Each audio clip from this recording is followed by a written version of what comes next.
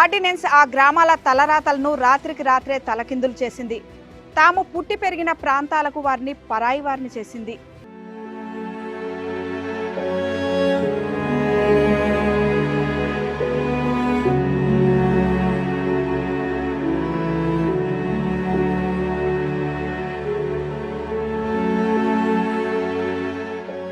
పక్కనే పట్టణం, కానీ ఆ పల్లెల్లో అగ్ని ప్రమాదం జరిగితే మంటలార్పే అంబులెన్స్ రావాలంటే 60 కిలోమీటర్ల నుండి రావాలి.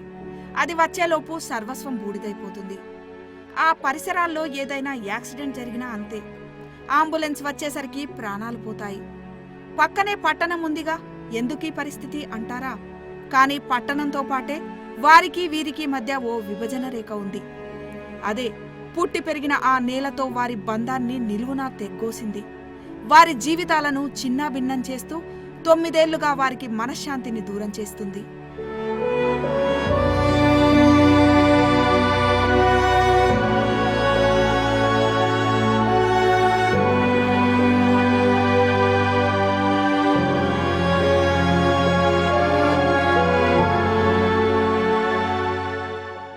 భద్రాచలంతో వారికి ఉన్న అనుబంధం ఈనాటిది కాదు, తరతరాల నాటిది. ఇంకా చెప్పాలంటే యుగాల నాటిదనొచ్చు. నాటి నుండి నేటి వరకు రామయ్య చెంతనే ఉంటున్న వారి అడుగులు పొద్దున లేస్తే భద్రాచలం వైపే పడతాయి. పనులకు, చదువుకు, ప్రతి అవసరానికి భద్రాచలం. ఎందుకంటే ఆ భద్రాద్రితోనే వారి బతుకులు ముడివడి ఉన్నాయి. వారి భవిష్యత్ ఆధారపడి ఉంది. అరచేతికి 5 వేలలా ఆ పట్టణాన్ని ఆనుకొని ఉండే ఆ గ్రామాలకు ఉరితాడులా మారింది విభజన చట్టం. చుట్టూ తెలంగాణ, నట్ట నడుమ 5 గ్రామాలని ఆంధ్రాలో చేర్చి ఆ పల్లె బిడ్డలని త్రిశంకు స్వర్గంలోకి బలవంతంగా నెట్టేసిందా చట్టం. అలా విభజన గీతతో పాటే వారికి అభివృద్ధి దూరమైంది. దీంతో పోరాడి సాధించుకున్న తెలంగాణ గడ్డకే వారు పరాయి వారై తాము కలిసిన రాష్ట్రానికి చేరువ కాలేక 9 ఏళ్లుగా అవస్థలు పడుతున్నారు.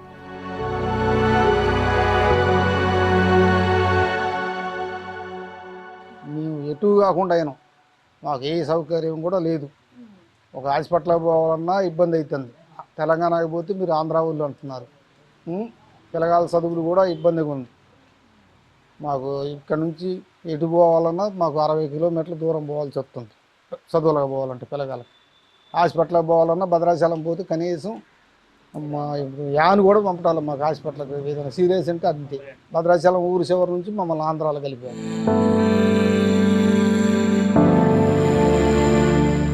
2014లో రాష్ట్ర విభజన సందర్భంగా పోలవరం ముంపు మండలాల్లో భాగంగా ఉమ్మడి ఖమ్మం జిల్లాలోని 7 మండలాలని ఆంధ్రాలో కలిపారు. వీటిలో 5 మండలాలు పూర్తిగా, బూర్గంపాడు, భద్రాచలం మండలాలు పాక్షికంగా కలిపారు. అలా భద్రాచలం మండలం పరిధిలో భద్రాచలం పట్టణం తప్ప మిగతా ప్రాంతానంతా ఆంధ్రప్రదేశ్కి ఇచ్చేశారు. దీంతో నాడు భద్రాచలం రూరల్ పరిధిలో ఆ పట్టణాన్ని ఆనుకొని ఉన్న 5 గ్రామ పంచాయతీలు నేడు అల్లూరి సీతారామరాజు జిల్లా కిందికి పోయి జిల్లా కేంద్రానికి మారుమూల ప్రాంతంగా మారి అవస్థలు పడుతున్నాయి. ఆ గ్రామ పంచాయతీలే గుండాల, పురుషోత్తమపట్నం, ఏటపాక, పిచ్చుకలపాడు, కన్నాయిగూడెం. ఈ 5 పంచాయతీల్లో పురుషోత్తమపట్నం, గుండాల గ్రామ పంచాయతీల వార్డులు భద్రాచలం పట్టణంలో అంతర్భాగంగా ఉన్నాయి. కన్నాయిగూడెం, ఏటపాక, పిచ్చుకలపాడు గ్రామ పంచాయతీలు అటు తెలంగాణ, ఇటు తెలంగాణ మధ్యలో ఆంధ్రాగా ఉన్నాయి. భద్రాచలం నియోజకవర్గంలోని దుమ్ముగూడెం, చెర్ల, వెంకటాపురం, వాజేడు మండలాలకు వెళ్లాలంటే ఏటపాక, కన్నాయిగూడెం, పిచ్చుకలపాడు గ్రామ పంచాయతీలను దాటి వెళ్లాల్సిన పరిస్థితి ఏర్పడింది. ఈ 5 గ్రామ పంచాయతీల పరిధిలో దాదాపు 30 చిన్న చిన్న పల్లెలుంటాయి. మొత్తంగా 10,000 మంది జనం నివసిస్తున్నారు. వీరంతా రాష్ట్ర విభజన జరిగిన నాటి నుండి నేటి వరకు పరిపాలన, విద్య, వైద్యం, వ్యవసాయం ఒక్కటేమిటి అన్ని రకాల సౌకర్యాలకు ఆమెడ దూరం జరిగిపోయారు.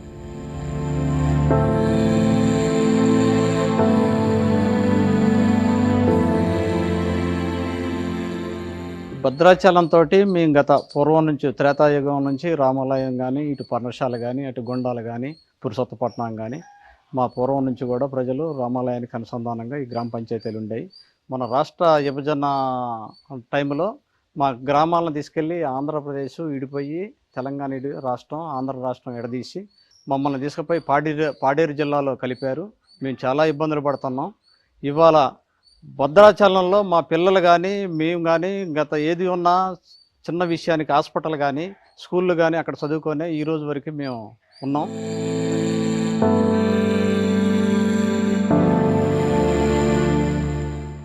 నేడు వీరు భద్రాచలానికి పరాయి రాష్ట్రం వారు. గతంలో వారికి అన్ని రకాల సౌకర్యాలందించే బాధ్యత గల ఉమ్మడి ఖమ్మం జిల్లాకు పట్టనివారు. జిల్లా ఆసుపత్రుల నుండి మెడికల్ సర్టిఫికెట్ కావాలన్నా, ఇతరత్రా వేరే గుర్తింపు పత్రాలు కావాలన్నా, కలెక్టర్ని కలవాలన్నా వారు జిల్లా కేంద్రాలకు పరిగెత్తాలి. ఆ జిల్లా కేంద్రం పాడేరు. కూతవేటు దూరంలో ఉన్న భద్రాచలం ఎక్కడా, ఎక్కడో సుదూర ప్రాంతంలో ఉన్న పాడేరెక్కడా? దీంతో ప్రతి అవసరానికి 370 కిలోమీటర్ల దూరంలో ఉన్న పాడేరుకు వ్యయ ప్రయాసలు పడి వెళ్లి రావడం వీరికి తలకు మించిన భారం అవుతుంది.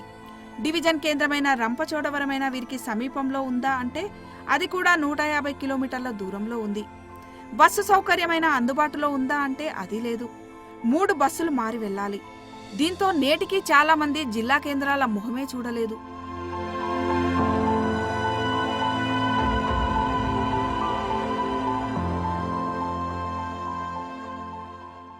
మేము పోవాలంటే బస్సుకి వెళ్తాం మేడం. భద్రాచలం వెళ్ళి 4 గంటలకి బస్సు ఉంది మేడం.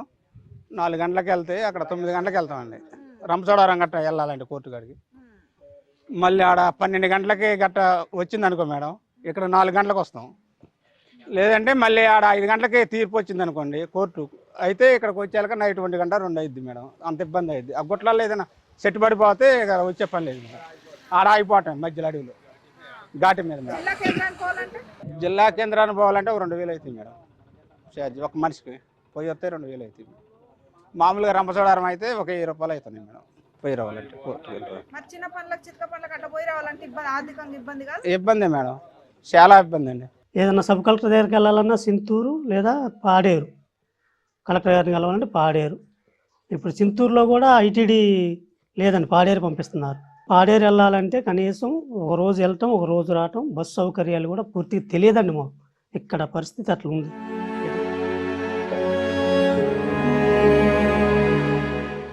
ఆపతి సాపతొచ్చినా అనారోగ్యం వచ్చినా పక్కనే ఉన్న భద్రాచలం వెళితే మీరు ఆంధ్ర వాళ్ళు మేం చూడమనే గద్దింపు, రాజమండ్రికో కాకినాడకో వెళ్ళండనే నిర్దాక్షిణ్యమైన సమాధానం. దీంతో అనారోగ్యం ఉన్న పిల్లలని తీసుకుని బస్సులు మారి అవస్థలు పడే పరిస్థితి వచ్చిందని వాపోతున్నారు గ్రామస్తులు. కూలీనాలి చేసుకునే తాము అంతంత ఖర్చులు పెట్టుకుని ఎలా వెళ్లి రాగలం అని ప్రశ్నిస్తున్నారు. ఇక వృద్ధుల పరిస్థితి దైన్యంగా ఉంది. భద్రాచలం ప్రభుత్వ ఆసుపత్రుల్లో పరాయి రాష్ట్రం వారని చూడకపోవడం, ప్రైవేటు దవాఖానల్లో చూపించుకునే స్తోమత లేక, మరోవైపు పాడేరు దాకా తీసుకెళ్లలేక వారికి అనారోగ్యాలు వచ్చినా అలానే వదిలేస్తున్నారు. మమ్మల్ని ఫస్ట్ పాడేరు పంపిద్దామని అనుకున్నారు కానీ మాకు తెలియదు. రాజమండ్రి పంపించారు. 3 సార్లు వెళ్ళాం కానీ అక్కడ ఏమీ కాలేదు. మీకు ఇక్కడ సచివాలయం నుంచి వెళ్ళి మీరు అప్లికేషన్ ఏదైనా పట్టుకొని రండి, మేము చూస్తాం లేకపోతే చూడమన్నారు. సర్లే అనేసి మేము ఇక్కడ చెప్పాం. మాదేం లేదమ్మా, మీది ఆడే చూసుకోవాలి అన్నారు. తర్వాతకి మళ్ళీ పోయినాం. మళ్ళీ పోతే మీకు కాగితాలు వచ్చినాయి అన్నారు. మళ్ళీ ఆడికి వెళ్ళినాం. ఆడ ఏం రాలేదన్నారు. మళ్ళీ వచ్చినాం. మళ్ళీ పోయినాం. 3 సార్లు అట్లే తిరిగినాం. అడిగి సంవత్సరం బంద్ చేసినాం. మేము పోలే. మాది కన్నయ్యగూడెం. మేము పోతే భద్రాచలం, ఏదానికైనా భద్రాచలం పోతాం. కానీ మాది రాజమండ్రి పోవాలంటే మేము ఆడికి పోతాం మేడం. అనికి బంద్ చేసినాం. తిరిగి మా బాబు బాలేక బంద్ చేసినాం. మళ్ళీ ఈ సంవత్సరం పాడేరు బొమ్మన్నారు. పాడేరు బొమ్మ అంటే మేము ఫస్ట్ వెళ్ళినాం. వెళ్ళాక ఆ పాడేరు ఏడుందో కూడా మాకు తెలియదు. బస్ స్టాండ్లో పడుకున్నాం మేడం. సగం లెక్కపోయి బస్ స్టాండ్లో పడుకున్నాం. ఆడ బర్రెలు ఉన్నాయి. ఆ బర్రెల పక్కన పడుకున్నాం మేము బాబు తీసుకొని. ఈ ఆంధ్రాలో కలిపేటప్పుడు 2 రాష్ట్రాలు ఆలోచించాలి కదండి. వాళ్ళ పిల్లల భవిష్యత్తు ఏంటి, చదువుకున్న పిల్లలు ఏంటి, అక్కడ గర్భిణీలు కానీ ఇక్కడ డెలివరీకి తీసుకెళ్తే భద్రాచలం మేము చూడమంటున్నారు. చింతూరు పోవాలంట, లేకపోతే రంపచోడవరం పోవాలట. చింతూరులో ఏం సదుపాయాలు ఉంటాయండి, అక్కడ లేవంటే రంపచోడవరం తీసుకుంటాం. ఆ ఘాటీలో ఆ గర్భిణీని కానీ ఒక ఆరోగ్యం బాగలేని కానీ వాళ్ళని కానీ తీసుకెళ్తే ఆ ఘాటీలో వెళ్ళగలుగుతారా? వెళ్ళే సోమత వాళ్ళకు ఉందండి. డొక్క పట్టుకొని భద్రాచలం పొద్దున్నే పోయి కూలి చేసుకొని బతికే పరిస్థితులు అండి మావి. నిరుపేద కుటుంబాలు. అలాంటి వాళ్ళు అంతంత దూరం పోవాలంటే ఎప్పుడు వెళ్ళగలుగుతారండి?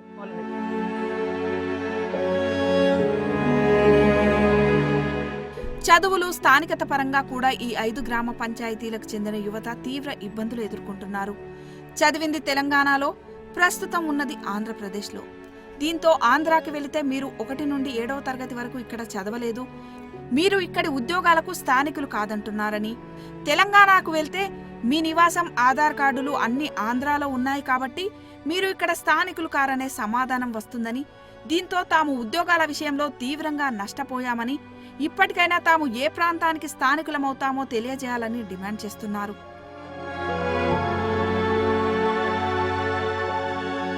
చిన్నప్పటి నుంచి తెలంగాణలో చదువుకున్నామండి.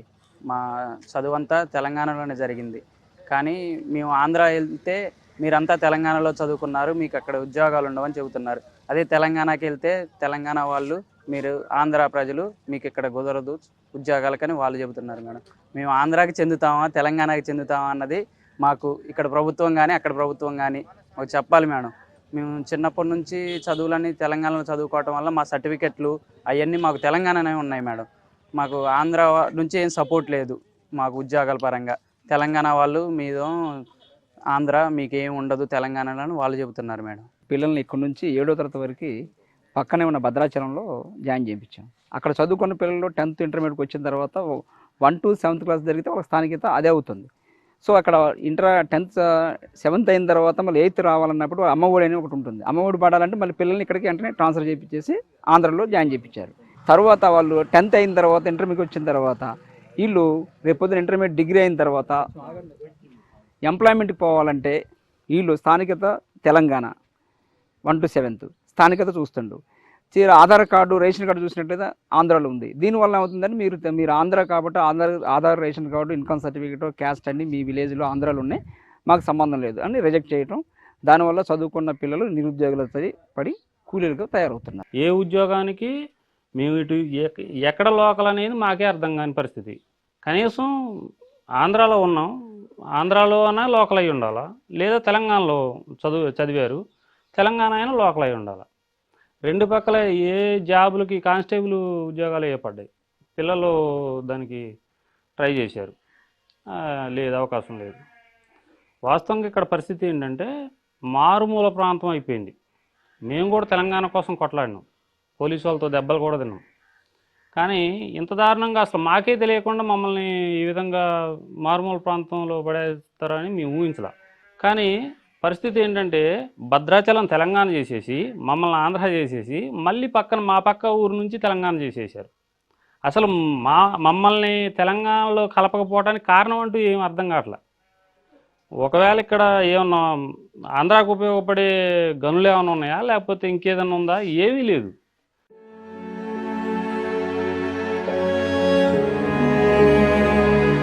రైతులు మందు కట్టలు తెచ్చుకోవాలన్నా, పండించిన ధాన్యం అమ్ముకోవాలన్నా కూడా తీవ్ర ఇక్కట్లు పడుతున్నారు. పక్కనే భద్రాచలం ఉన్నా వేరే రాష్ట్రం కావడం వల్ల వీరికి ఎరువుల సబ్సిడీ అందని పరిస్థితి. దీంతో అక్కడ తమకు తెలిసిన స్థానికుల ఆధార్ కార్డులు పట్టుకెళ్లి దాని మీద సబ్సిడీపై యూరియా లాంటివి తెచ్చుకోవాల్సి వస్తుందని, అది తప్పని తెలిసినా తప్పని పరిస్థితి ఉందంటున్నారు రైతులు. తమ పంట అమ్ముకోవాలన్నా కూడా ఇక్కట్లు తప్పడం లేదని, దూరాభారం వెళ్లలేక మధ్య దళారులపై ఆధారపడి అయిన కాడికి అమ్ముకునే పరిస్థితి ఉందని వాపోతున్నారు.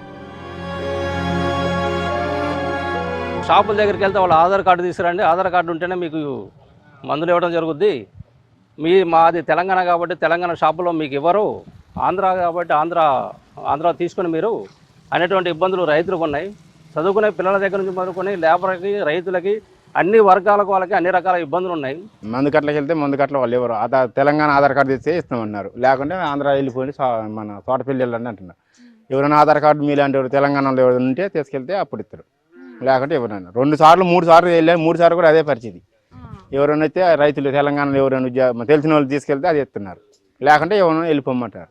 రామచరితతో ఈ 5 గ్రామ పంచాయతీలకు అడుగడుగునా చారిత్రక సంబంధం ఉంది. నాటి త్రేతాయుగం నుండి నేటి వరకు కూడా భద్రాద్రితో తమకు విడదీయరాని అనుబంధం ఉంటే, ఇప్పుడు నేడు భద్రాచలంతో మీకు అసలు సంబంధమే లేదు అనడం ఎంతవరకు సబబు అని ప్రశ్నిస్తున్నారు అక్కడి జనాలు. శ్రీరాముడు నడయాడిన దక్షిణాది అయోధ్యాపురి అయిన భద్రాచలం రాములవారి గుడితో 5 గ్రామాలకు విడదీయరాని అనుబంధం ఉంది. ఏటపాకలో జటాయువు రెక్క తెగిపడ్డ చోట గుడి ఉంది. గుండాలలో సీతమ్మ వారి ఉష్ణ గుండాలు ఉన్నాయి. పురుషోత్తమపట్నంలో స్వామివారి ఆలయానికి చెందిన 900 ఎకరాల భూములు ఉన్నాయి. అంతేకాదు, అనాదిగా రామకళ్యాణానికి చలువ పందిళ్లు వేశారా జనం. అడుగడుగునా వారి కష్టంతో నిర్మించబడ్డది భద్రాద్రి. అలాంటి భద్రాద్రితో, ఆ రామయ్యతో మీకు సంబంధం లేదు, మీరు పరాయివారు అని తమను చూడడం మనోవేదనకు గురి చేస్తుందని ఆవేదన వ్యక్తం చేస్తున్నారు ఆ ప్రాంతవాసులు.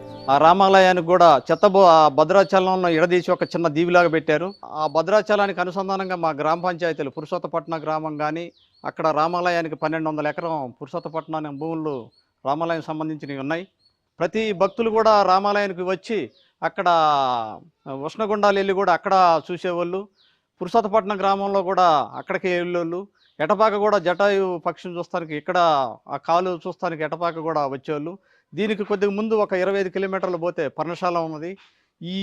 ఇక్కడ ఈ గ్రామాలు చూసుకునే పర్ణశాల కూడా వెళ్తారు. అనుసంధానంగా ఈ ఎటపాక గ్రామ పంచాయతీ, పురుషోత్తపట్నం గ్రామ పంచాయతీ, గుండాల గ్రామ పంచాయతీ, ఇట్లా మన కన్నాయిగూడెం, పిచ్చుకలపాడు గ్రామ పంచాయతీలని భద్రాచలానికి అనుసంధానంగా చేసినట్లయితే భద్రాచలం రామాలయం కూడా డెవలప్మెంట్ చేయడానికి కానీ ఈ గ్రామాలు దానికి కలిసి ఉంటేనే భవిష్యత్తు ఏర్పరుస్తుంది. కాబట్టి ఇకనైనా ప్రభుత్వాలు, ఆ ప్రభుత్వం కానీ ఈ ప్రభుత్వం కానీ కేంద్ర ప్రభుత్వంతో మాట్లాడి ఈ గ్రామ పంచాయతీలని భద్రాచలంతో అనుసంధానం చేయాలని మేము ఒక రైతుగా ఎటపాక గ్రామం నుంచి కోరుకుంటున్నాం. గత ఏడాది కురిసిన భారీ వర్షాలకు గోదావరి పోటెత్తింది. ఇప్పుడు మనం చూస్తున్న భద్రాచలంలో రాములవారి గుడి వెనక భాగంలో ఉన్న ఈ కరకట్టకు సమాంతరంగా కూడా వరద ప్రవాహం వచ్చింది. పట్టణం కూడా మొత్తం అతలాకుతలమైంది.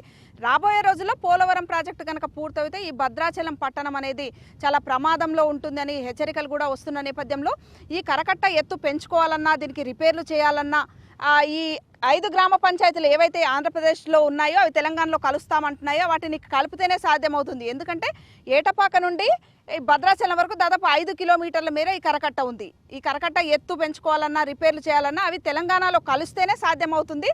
అప్పుడే భద్రాచలం అనేది, ఈ టెంపుల్ టౌన్ అనేది రాబోయే రోజుల్లో సురక్షితంగా ఉంటుంది.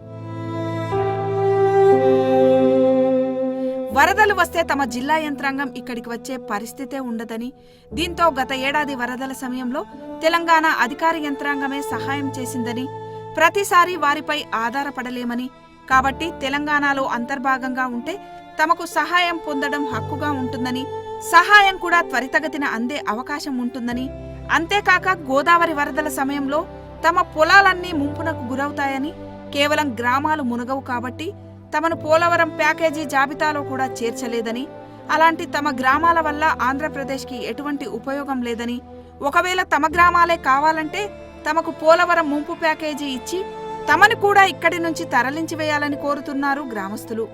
మరోపక్క భద్రాచలం మనుగడకు కూడా ఈ 5 గ్రామ పంచాయతీలు అత్యంత కీలకమని, గత ఏడాది గోదావరి భద్రాచలంలో కరకట్ట పైకి ఎక్కి పారిందని, త్రుటిలో భద్రాచలానికి పెను ప్రమాదం తప్పిపోయిందని, రాబోయే రోజుల్లో భద్రాద్రి సురక్షితంగా ఉండాలన్నా, తెలంగాణ నుండి ఆంధ్రాలోకి ఉన్న కరకట్ట ఎత్తు పెంచుకోవాలన్నా, పొడిగించుకోవాలన్నా ఈ 5 గ్రామ పంచాయతీలు తెలంగాణకి చాలా అవసరం కాబట్టి ఆంధ్రాతో ఎటువంటి సంబంధం లేకుండా భద్రాచలంలో అంతర్భాగంగా ఉన్న 5 పంచాయతీలను తెలంగాణలో కలిపితే సాధ్యమవుతుందంటున్నారు. గుండాల కాలనీలో గోదావరిలో వచ్చి నైట్ ఇల్లులు ముంచితే ఒక 10 కుటుంబాలు డాబాల మీద ఎక్కి కూర్చున్నారు.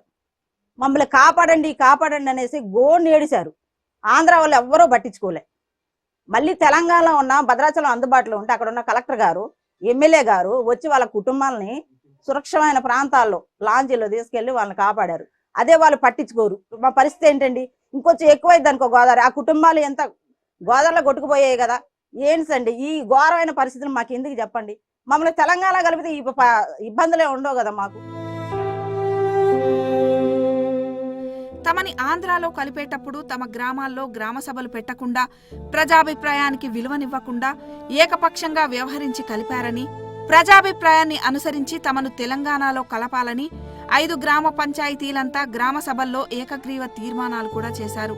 తమకు తీరని అన్యాయం జరిగిందని వారు కలవని నాయకుడు లేడు, తొక్కని కార్యాలయం లేదు. చివరకు నాటి రాష్ట్రపతి ప్రణబ్ ముఖర్జీని కూడా కలిసి తమకు జరిగిన అన్యాయాన్ని వివరించారు. కానీ నేటికి వారు గోడు తీర్చిన వారే లేరు. గత ఏడాది తెలంగాణ గవర్నర్కి కూడా తమ గోడు వెళ్లబోసుకున్నారు. అయినా వారికి న్యాయం ఎండమావే అయ్యింది. 9 సంవత్సరాలుగా పనులు మాని తమ ప్రాంతం కోసం గొంతు చించుకొని పోరాటాలు చేస్తున్నా చూస్తాం చేస్తాం అన్నవారే కాని తమను ఎవరూ పట్టించుకోవడం లేదని వాపోతున్నారు. తమ అభిప్రాయాలకు కనీసం విలువ ఇవ్వకుండా, భౌగోళిక ప్రాంతంపై అవగాహన లేకుండా చేసిన అర్థం పర్థం లేని విభజనతో తాము ఇంత వేదన అనుభవిస్తుంటే కేంద్ర ప్రభుత్వానికి చీమ కుట్టినట్టయినా లేదని ఆవేదన వ్యక్తం చేస్తున్నారు. తెలంగాణలో కలపకపోతే రాబోయే రోజుల్లో తమకు మరిన్ని ఇబ్బందులు వస్తాయని, 5 గ్రామ పంచాయతీల చుట్టూ చెక్పోస్టులు పెట్టి భద్రాచలంలో ఆటోలు నడుపుకోవాలన్నా, వేరే పనులు చేసుకోవాలన్నా ట్యాక్సులు కట్టాలని అంటారని, తమ బతుకులే ప్రమాదంలో పడే ఆస్కారం ఉంది కాబట్టి తమను తెలంగాణలో కలపాల్సిందేనని, లేకుంటే సహాయ నిరాకరణ చేస్తామంటున్నారు.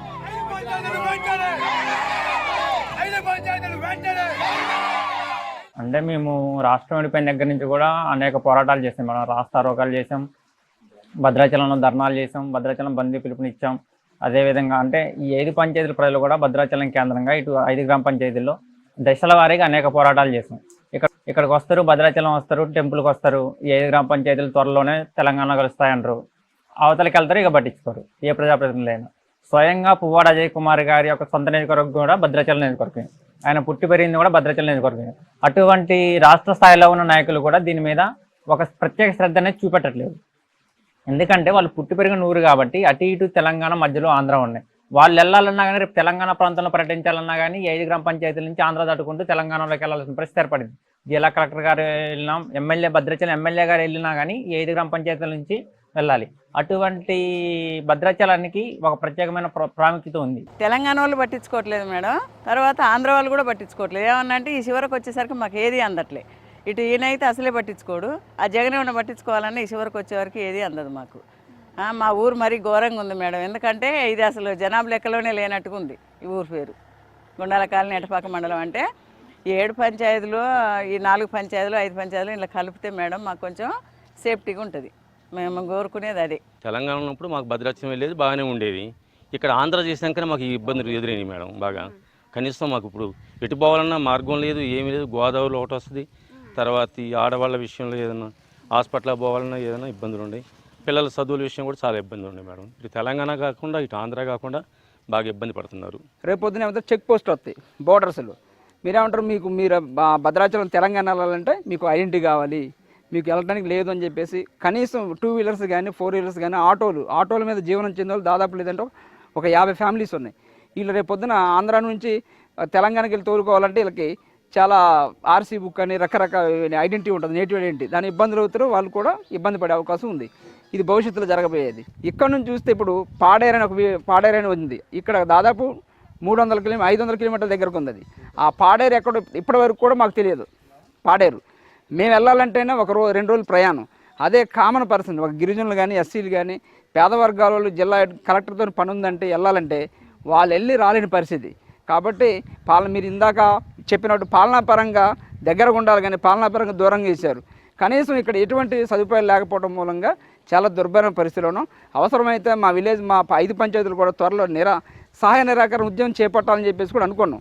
అంటే ఈ ఆంధ్రప్రదేశ్ ప్రభుత్వం ఇచ్చే ఎటువంటి సంక్షేమ పథకాలు తీసుకోకుండా పథకాలను ఆఫ్ చేసుకొని ఉన్నట్లయితే మాకు తెలంగాణ కలపాలని చెప్పేసి ఒక సహాయ నిరాకరణ ఉద్యమం కూడా చేయడానికి సిద్ధంగా ఉందని చెప్పి చెప్తున్నాం. భవిష్యత్తులో ఏంటంటే ఇట్లే కొనసాగితే ఇక్కడున్న వ్యవస్థ మొత్తం కూడా మా 5 పంచాయతీలు ఉన్న పిల్లలకు ఉద్యోగాలు రావు, ఏమి రావు, చాలా ఇబ్బంది పడే అవకాశం ఉంది. భద్రాచలాన్ని అనుకున్న మమ్మల్ని తీసుకెళ్ళి ఎక్కడో కలిపేటప్పుడైనా మా గ్రామాలలో గ్రామ సభలు పెట్టి అడిగారా ఎవరిని అడగలేదు. అడగకుండా వాళ్ళు ఇష్టారాజ్యంగా చేసేసారు. మేము అందుబాటులో ఉన్నది మాకు భద్రాచలం. పొద్దున్న అయితే మేము భద్రాచలమే వెళ్ళాలి, ప్రతి విషయానికి కూడా మాకు భద్రాచలమే అందుబాటులో ఉంది. అలాంటి మమ్మల్ని తీసుకెళ్ళి ఎక్కడో రంపచోడ అటుపట అరకు పోవాలంటే మేము ఎప్పుడు పోగలుగుతామండి? 10,000 20,000 ఖర్చు పెట్టుకుని పోయే అంత స్తోమత మాకుందా? అంత దారుణమైన పరిస్థితిలో మమ్మల్ని తీసుకెళ్ళి అంత దూరం పడేసారు. మేము ఎలా బతకగలుగుతాం? 5 గ్రామ పంచాయతీల పరిధిలోని ప్రజల వేదనని ఇరు రాష్ట్రాల సీఎంలు, గవర్నర్లు కూర్చొని చర్చించుకుని కేంద్రంతో సంప్రదింపులు జరిపి ఆ గ్రామాల భౌగోళిక పరిస్థితులకు అనుకూలమైన నిర్ణయం తీసుకోవాలంటున్నారు నిపుణులు. అది కుదరకుంటే కేంద్ర ప్రభుత్వం రిటైర్డ్ జడ్జితో కమిటీ వేసి కమిటీ నిర్ణయం ప్రకారం చర్యలు చేపట్టాలంటున్నారు. తెలంగాణలో కలపడం సాధ్యం కాకపోతే 5 గ్రామాలని యూనియన్ టెరిటరీగా చేసి ఇరు రాష్ట్రాలకు ఆ గ్రామాలపై సమాన హక్కులు ఉండేలా చర్యలు చేపట్టాలని, ఏ నిర్ణయమైనా సరే త్వరితగతిన తీసుకుని వారి వేదనకు ఓ పరిష్కారం చూపించడం కేంద్రం బాధ్యత అంటున్నారు. అంతేకాక భద్రాచలం పట్టణం రక్షణ దృష్ట్యా కూడా 5 పంచాయతీలు అవసరం కాబట్టి ఇరు రాష్ట్ర ప్రభుత్వాలు కురుపాండవుల్లా కాకుండా ప్రజాస్వామ్యబద్ధంగా కూర్చొని మాట్లాడుకుని భౌగోళిక సాధ్యాసాధ్యాలను బట్టి నిర్ణయం తీసుకోవాలంటున్నారు నిపుణులు. రక్షణ రీత్యా చూసుకున్నా కూడా, వైద్య సదుపాయం రీత్యా చూసుకున్నా కూడా, పరిపాలనా పరంగా చూసుకున్నా కూడా వీళ్ళకు భద్రాచలమే దగ్గర అవుతుంది. కాబట్టి ఈ 5 గ్రామాలను తిరిగి మనం తెలంగాణలో కలపడే న్యాయంగా ఉంటుంది అన్నట్లు. లేని పక్షంలో ఒకవేళ అట్లా ఆలోచిస్తే మొత్తం భద్రాచలంనే ఆంధ్ర లోపల కలిపినా కూడా ఇబ్బంది లేదు. దానికి వీళ్ళు ఒప్పుకోరు, వాళ్ళు ఒప్పుకోరు కదా. ఇప్పుడు తెలంగాణ వాళ్ళు ఒప్పుకోరు. మరి 5 గ్రామాలు ఇక్కడ కలపాలంటే ఆంధ్ర పాలకులు ఒప్పుకోరు. రకరకాల ఇది మాది పోతున్నది మీది పోతున్నది అనేటువంటి ఒక సమస్య కాకుండా ఈ పరిస్థితుల లోపల కరెక్ట్గా ఏం సొల్యూషన్ చేయాలా అనేటటువంటిది ఒక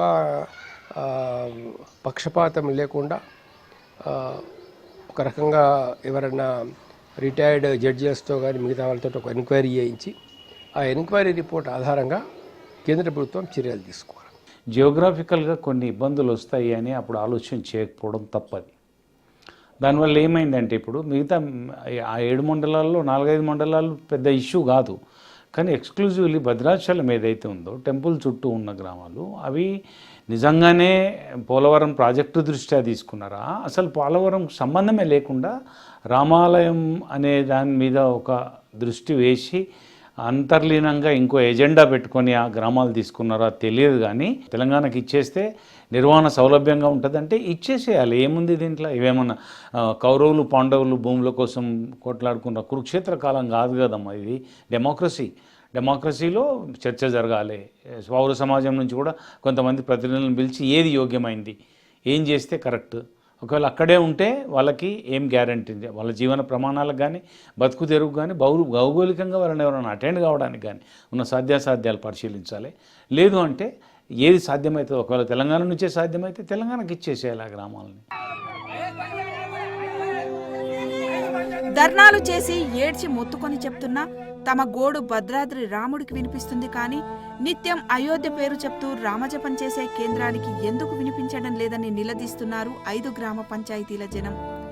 ఇరు తెలుగు రాష్ట్రాలు కూడా ఇదో సమస్యగా పంతంతో కాకుండా నిత్యం తాము అనుభవించే వేదనను మానవతా కోణంలో ఆలోచించి కేంద్రంతో సంప్రదింపులు జరిపి తమ 5 గ్రామ పంచాయతీలను తెలంగాణలో కలిపి 9 ఏళ్లుగా పడుతున్న తమ గోస తీర్చాలంటున్నారు.